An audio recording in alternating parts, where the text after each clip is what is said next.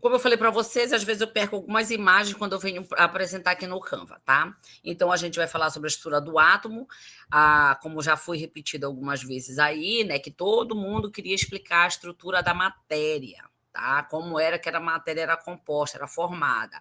E a teoria mais sólida que apareceu na época foi a teoria de Dalton, tá?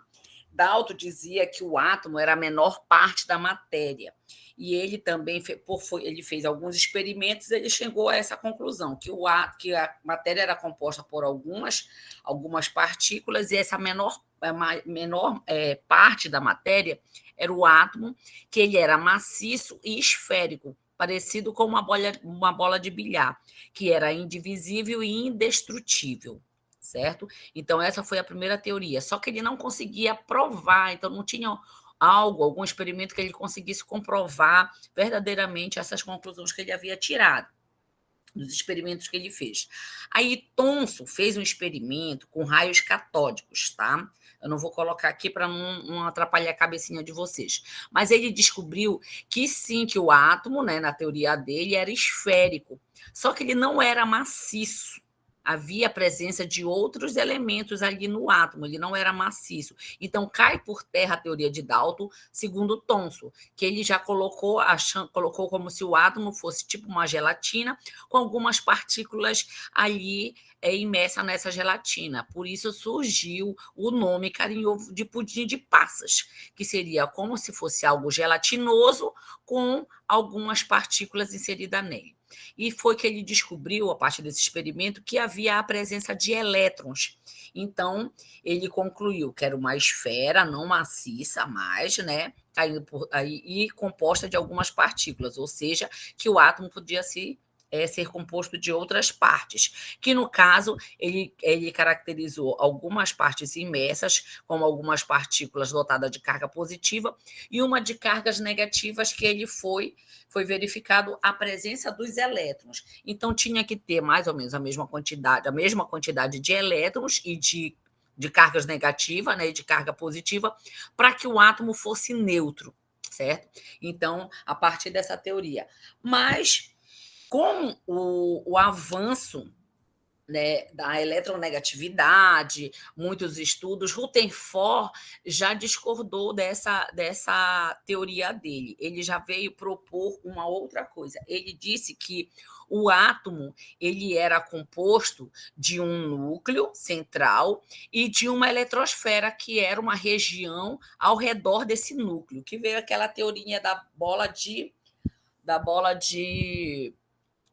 ping-pong, tá? Que é uma bolazinha dentro de um estádio, que a eletrosfera seria o estádio todinho e a bola de ping-pong no centro seria o núcleo. Então, ele dividiu como sendo o átomo composto de um núcleo, ao redor dele a eletrosfera, onde no núcleo estaria as cargas positivas, pequenas cargas positivas, e na eletrosfera as cargas negativas, que seriam os elétrons ao redor desse núcleo. Então, veio o que se conhece, que se chamou na época de sistema planetário, como se fosse os planetas ao redor de um objeto central. Tá?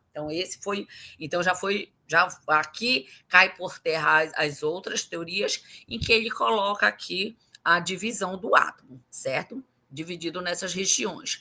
Mas a experiência de Rutherford, antes de eu passar para outra teoria, ele verificou por meio ele colocou um material radioativo, certo? Um material radioativo, para que fosse emitir algumas partículas positivas algumas partículas que ele denominou partícula alfa, colocou uma placa também, né? Uma placa que pudesse passar só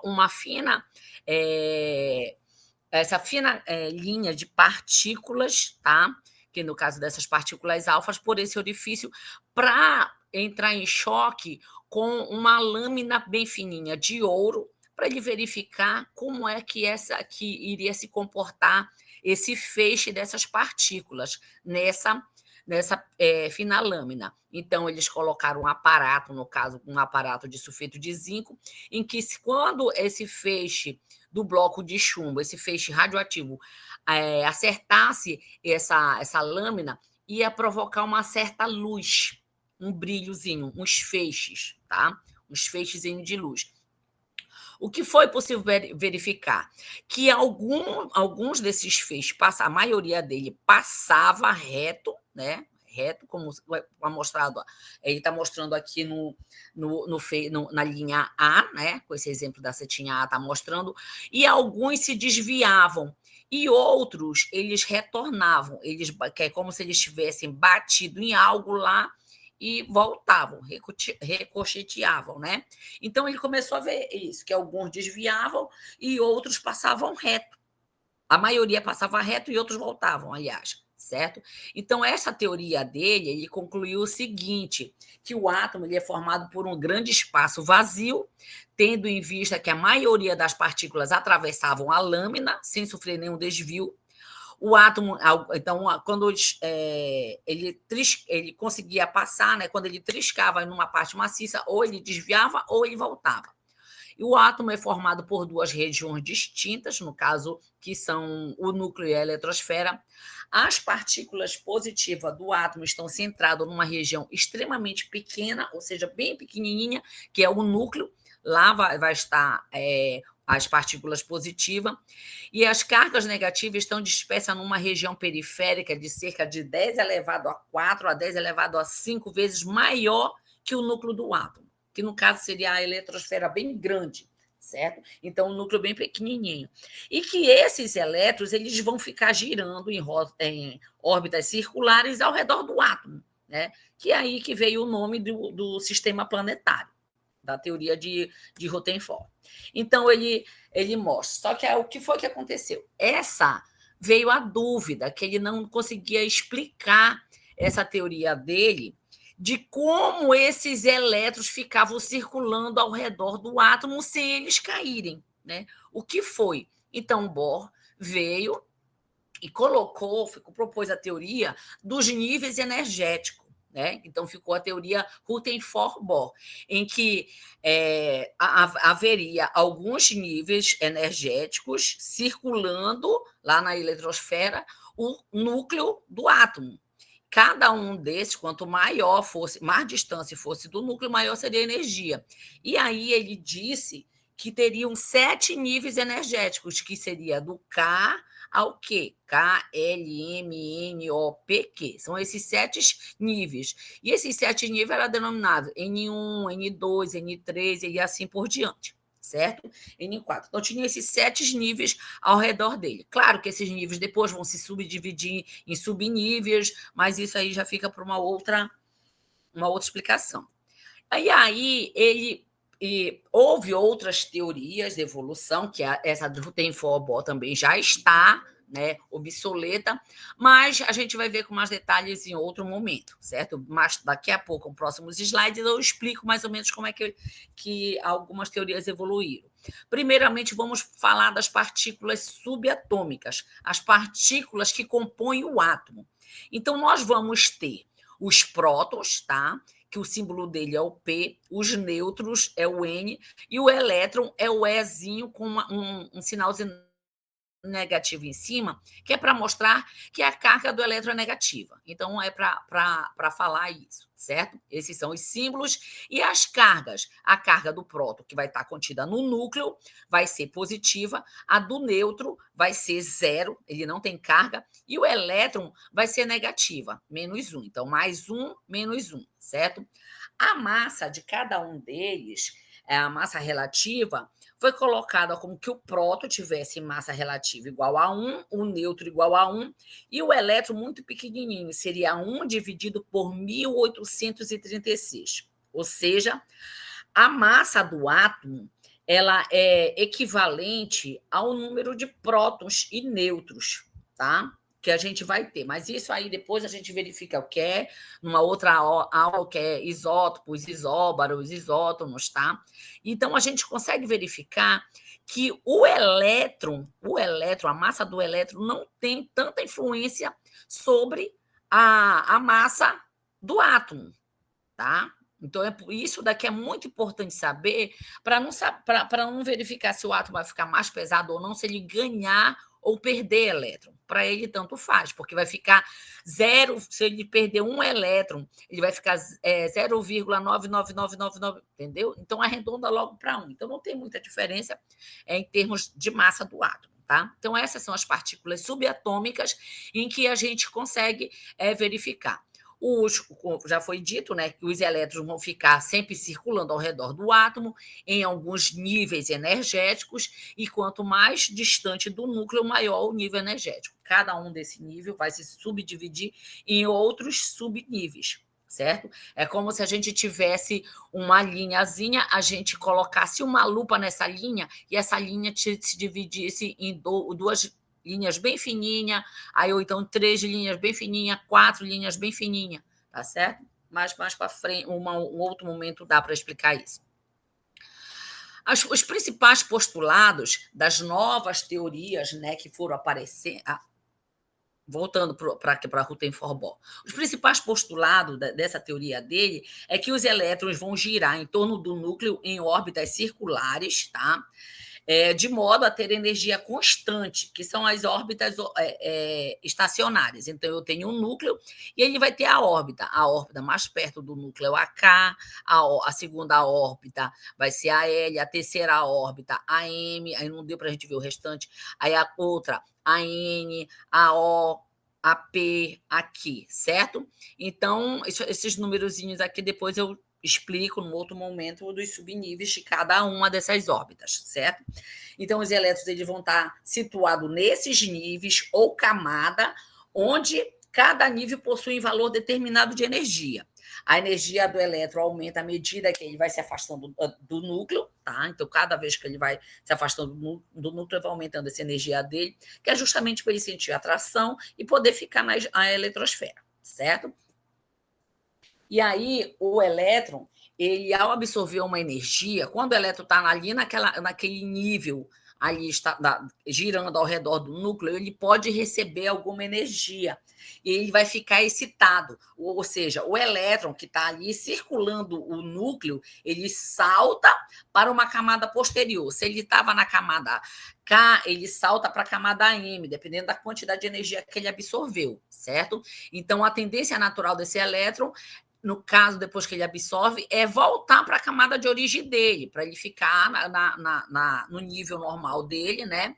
E ele, o que ele faz? Ele elimina toda essa energia que ele absorveu. Então, ele absorve, que é chamado de salto quântico, né? Uma determinada energia, ele estava nessa camada circulando o núcleo, ele salta para uma camada posterior, uma mais externa, mais longe do núcleo. Então, ele absorveu uma energia, aí agora ele vai começar a orbitar essa outra camada aqui. Aí, a tendência dele é voltar, quando ele volta para cá, a energia que ele absorveu, ele elimina para o meio. Tá? Então, ele elimina para o meio, ele absorve energia, quando ele volta, ele elimina essa energia para o meio.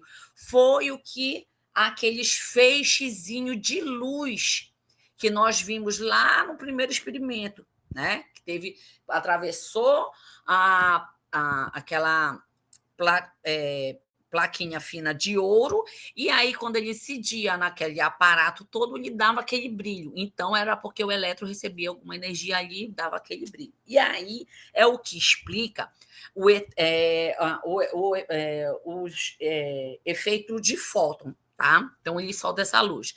E cada elemento químico, ele absorve e aparece de uma certa forma, mostrando essas cores de acordo com as energias que ele absorve. Então, tem um experimento chamado de teste de chama, em que, dependendo de cada elemento químico que a gente for colocar, vamos supor, colocar alguma chama, né, algum tipo de energia, ele vai apresentar uma determinada cor. O sódio, ele aparenta ser uma coloração amarela, o potássio violeta, o cálcio vermelho tijolo, o bário vermelho limão, cobre verde, o magnésio branco e o chumbo de azul a branco. É o que a gente consegue verificar nos fogos de artifícios, tá? Então, aí eles pega, coloca uma certa energia, coloca calor, e aí eles explodem, mostrando todos esses coloridos para a gente ver em época de final de ano, em épocas aí que a gente, datas comemorativas que são utilizados esses aparatos. E aí, essas teorias dele, a teoria que foi a última proposta de Bohr, ele também já está obsoleto. Então, começou a aparecer agora novas teorias, né? E aí que é esse modelo atômico de Sommerfeld, em que ele diz que as principais conclusões dele foi que aqui é o núcleo, né? Que a órbita circular, a órbita é circular, e a primeira órbita ela vai ser circular e as outras não, elas vão ser elípticas, certo? Elas vão ser elípticas. Então, e que os elétrons eles estão localizados em subníveis eletrônicos. Cada camada vai ter subníveis, onde esses elétrons vão estar presentes, nesses subníveis, que são os subníveis S, P e D. Então, eu tenho as 7 camadas, cada camada vai ter os subníveis eletrônicos que são denominados de S, P e D, e vão ser diferentes, tá? Nem todas as camadas vão ter todos esses subníveis, mas em outro momento também será explicado. E aí vem o modelo atual, né? O modelo que é mais atualmente aceito, né? Que é o modelo probabilístico para o elétron. Então, tem alguns princípios para esse modelo, tá? Esse modelo atômico. O primeiro é o princípio da incerteza de Heisenberg, em que ele diz que é impossível determinar com precisão a posição e a velocidade de um elétron no mesmo instante. Então, não dá, é impossível fazer essa precisão, dizer que o elétron está localizado naquele local, naquele instante, certo? E a velocidade que ele está, não é possível. Então, é uma coisa muito rápida. O segundo princípio é da dualidade da matéria de luz Broglie. Ele diz que os elétrons apresentam a característica dual, ou seja, ele se apresenta tanto como matéria quanto como energia. Então, ele classifica o elétron como uma partícula onda. E a rota do elétron ela é incerta e imprecisa. Então, ele já coloca lá que realmente é difícil encontrar ele. Então, ele pode ser encontrado. Aqui é um modelo de onda eletromagnética, tá? Em que ele caminha numa direção, numa única direção, nesses dois campos aí, no campo elétrico e no campo magnético, dependendo da função de onda. Isso também pode ser verificado mais lá na frente, em um outro momento. E o conceito de orbital. E aí vem a teoria do orbital, de Schrödinger, que ele formulou uma teoria chamada de teoria da mecânica ondulatória, que determinou o conceito de orbital, certo? Então, o orbital é a região do espaço ao redor do núcleo onde existe a máxima probabilidade de se encontrar o elétron. Ele não diz que naquela região, ele diz que vai ter uma região X onde é mais provável encontrar aquele elétron, tá? Então, vai ser a teoria dos orbitais, certo? Que aí, mais lá na frente, em química orgânica, vem a teoria dos orbitais moleculares, tá bom? E era isso que eu tinha para apresentar para vocês. Eu espero que tenham tirado algumas dúvidas, aqueles que têm um pouco de deficiência para enxergar os elétrons como sendo uma partícula em que eu tenho um núcleo e a eletrosfera, e isso é importante para vocês, quando vocês forem verificar a próxima apresentação, que será de ligações químicas, onde eu vou mostrar as ligações iônicas, covalente e as ligações metálicas. Aí vai dar para vocês entenderem por que um vira um carbocátio, por que um vira um carbânio, e em termos de química orgânica, tá? Mas a gente vai verificar o sal e algumas outras substâncias que a gente comumente utiliza em aula. Espero que vocês tenham compreendido tudo bonitinho. Agradeço a participação de todos